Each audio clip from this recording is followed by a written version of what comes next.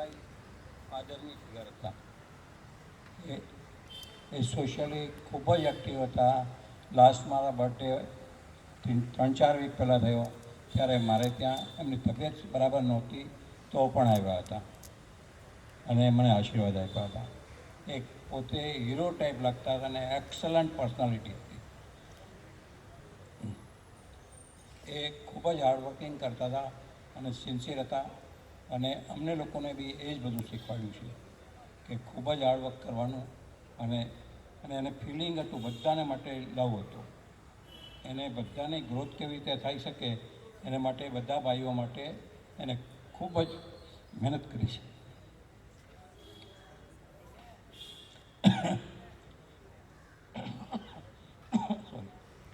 કનુભાઈને insurance એજન્ટનું શીખવાડ્યું. હું hardware supply કરતો હતો એમ કેમિકલ ફેક્ટરી ચાલુ કરાવી અને આજે બી ચાલુ છે. નરેન્દ્ર અને મેન બેકરમાં એઝ એ કેમિસ્ટ લગાવ્યો. દિલીપને જોન્સન એન્ડ જોન્સનમાં અને પછી ડિસ્ટ્રીબ્યુશન લાઇનમાં લગાવ્યો.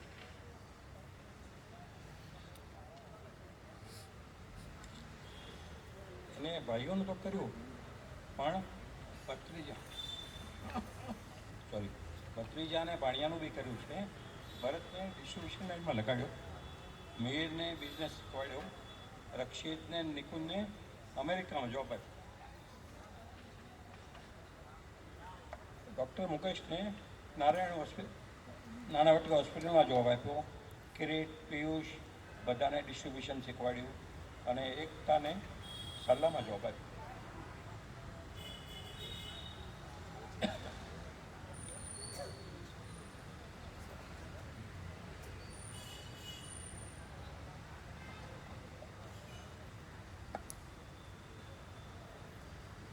પોતે માનતા હતા કે દરેક વીએફ શાના ફેમિલીએ મિનિમમ ગ્રેજ્યુએટ થવું પડશે અને એક માટે એને બહુ વર્ષ પછી એમને આઈડિયા આવ્યો કે કોમ્પ્યુટરની શું પ્રોગ્રેસ થશે સોફ્ટવેરથી. 40 વર્ષ પહેલાં બેક એને ખ્યાલ આવી ગયો હતો એટલે બધાને એને સોફ્ટવેર એન્જિનિયર બનાવ્યા. મિહિર, પંકજ, સ્નેહલ, ફેનિલ, મિહિર, રક્ષિત, નિકુંજ, મૌલિક અને મનાલી બધા જ સોફ્ટવેર એન્જિનિયર છે.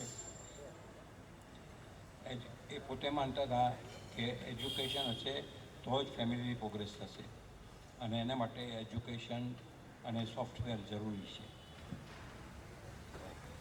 એ બધી એમના ગુણો અમારામાં લેવા પ્રયત્ન કરીએ છીએ. જય જિનેન્દ્ર.